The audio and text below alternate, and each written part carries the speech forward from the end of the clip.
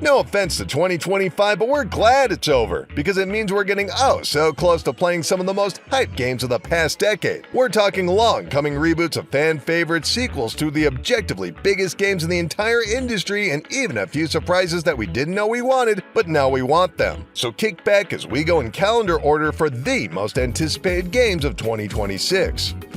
Nioh is a franchise that quickly converts new fans thanks to its inspired take on the Souls-like genre. If From Software is all about those sluggish rolls and weighty weapons, Nioh has the soul of a samurai with dynamic cuts and artistic precision. Steeped in the historic mythology of Japan, you'll witness strange monstrosities ripped right from legendary paintings, and then you'll have to rip them right back. Nioh has always been more than straight swordplay. The weapon lineup of talons, spears, rifles, and even a hand cannon shows just how diverse the Edo era was in weaponry.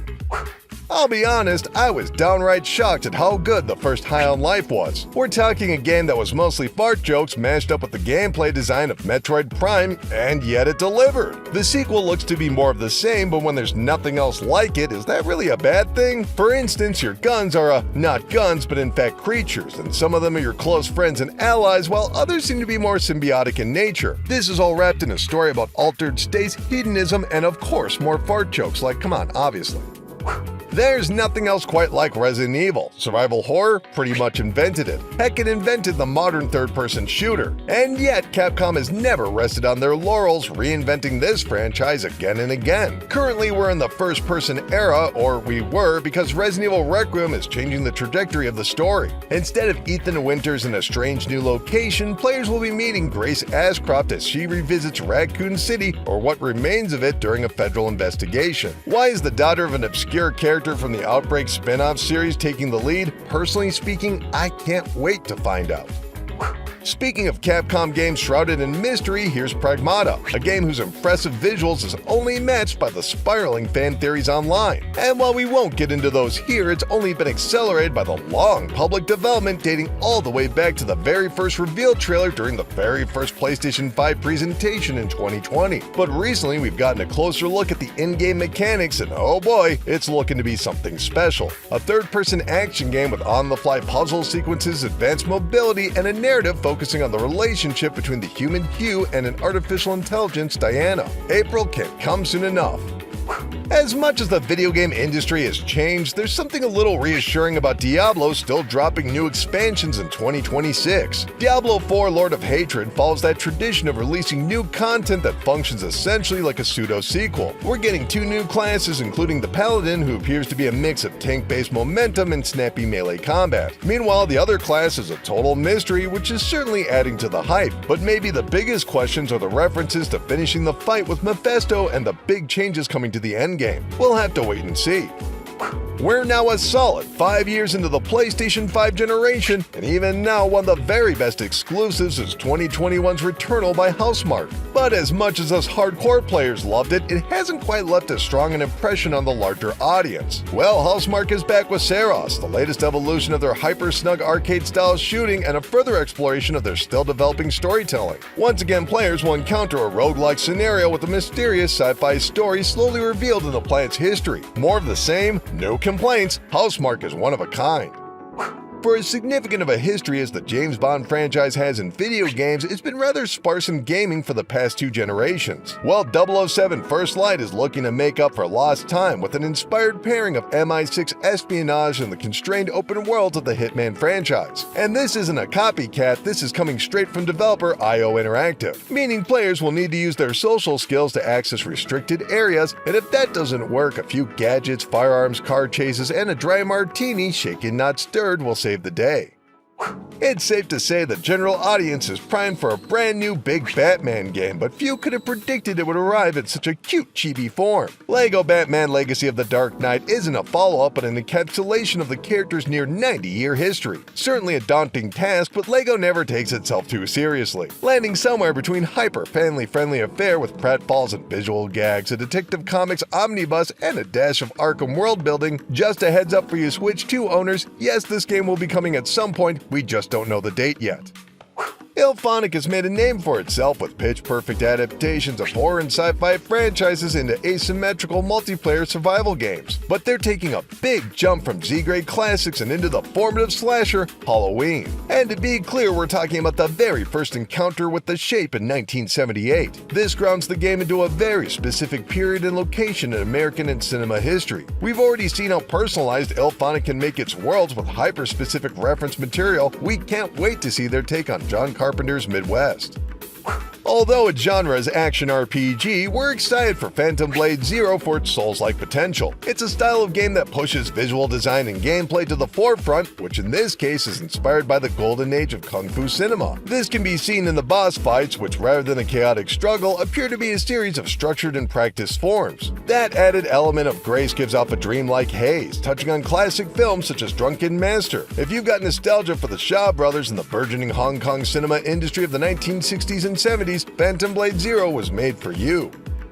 It's been over 12 long years since Rockstar released Grand Theft Auto V, a game that would go on to sell north of 220 million copies, making it the second best-selling game of all time. Grand Theft Auto VI simply could not be any more hyped than it already is, and yet beyond some passing details about the central criminal couple, as well as the location of Vice City, we really don't know all that much about the biggest sequel in video games. Considering how much the driving, combat, general interaction, and physics evolved between GTA 4 and GTA 5, we're left guessing at how the base mechanics will function. And still, like everybody else, we're gonna be there day one. You got us again, Rockstar! It's been a while since we've had a great vampire game, but the Blood of the Dawnwalker is among the most immersive yet. At first it looks a bit like Elder Scrolls, featuring a rich fantasy world steeped in centuries of lore, although with more reactive combat and animated sequences. But when the sun drops, so does any pretense of humanity in our protagonist, as you can now freely consume the crimson fluids contained within passerbys and enemies. So you'll need to match the right quest with the right time of day, because being a bloodsucker is a bit of a social faux pas.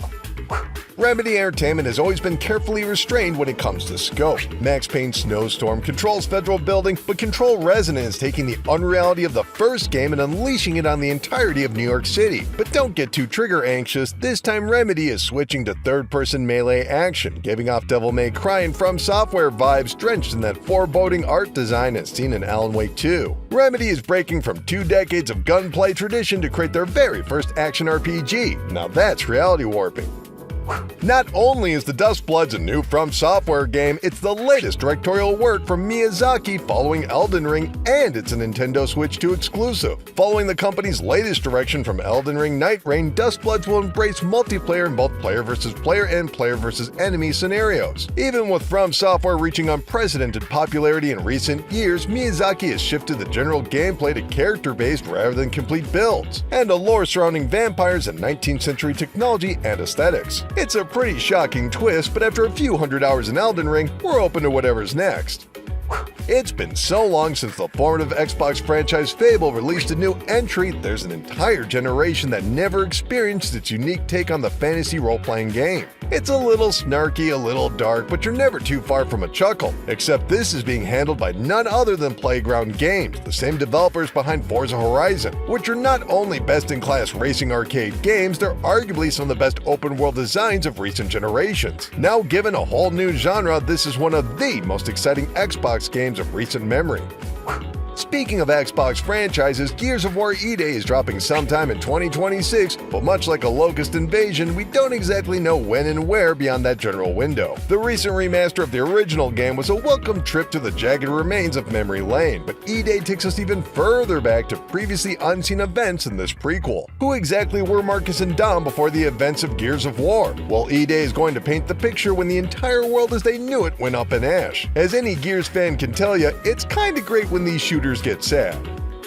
I think everybody agrees Marvel's Wolverine is arriving a little later than expected, but if the recent trailers are anything to go by, this mutant has been sharpening his claws. Our main man Logan is taking center stage in an Insomniac Games title, the same developers of Ratchet & Clank and Marvel's Spider-Man, but don't go thinking they'll go soft on you, bub. This game features all the unhinged violence adamantium claws and a little imagination can provide. While the story will cling to old Weapon X and his surrounding cast like Omega Red, Insomniac has confirmed this will share a universe with Spider-Man. It's a little shocking to say, but Onimusha has gone from Capcom's jewel to relative obscurity. Heck, more people might know it for the Netflix anime than the acclaimed series of games. In an age where so many games combine mythology and swordplay, Onimusha might not stand out, but to hardcore Capcom fans, this is the return of a legendary franchise. Already in the trailer, we can see some of the most detailed renditions of the Japanese monster canon, as well as sharp reactionary technical play. Welcome back, Onimusha. Let's hack away for old time's sake. So this is a little awkward to say, but normally we avoid any and all rumors because we already have enough confirmed games as is. But, well, Pokemon Gen 10 is a different kind of rumor, as pretty much everyone knows to expect some sort of release in late 2026. It's not just a credible reporter here and there, but a tsunami of leaks, which is rather thematically appropriate if the subtitle Pokemon Wind and Waves makes it to final code. So let's all keep in mind that everything could change, but if Gen 10 arrives later in 2026, we wouldn't be the slightest bit surprised. It's been several long years since we've had a visit from our good friend Professor Layton. This classic level 5 puzzler gives players plenty of strange problems to solve in quirky fashion. But for longtime fans, this is also an important update to the franchise as the main series puzzle designer passed away in 2016, resulting in a series hiatus. This one is coming to Switch 1, but Switch 2 owners will get the added bonus of the built-in Joy-Con mouse stylus controls. Professor Layton is a beloved mystery series that's kinda creepy, kinda cozy, and always a properly good time. Anyway, that's gonna do it for this list. How about chatting back in the comments about which 2026 game is your most anticipated? Keep clicking around here at GameRant.com, and I'll see you in the next video. Thanks, everybody.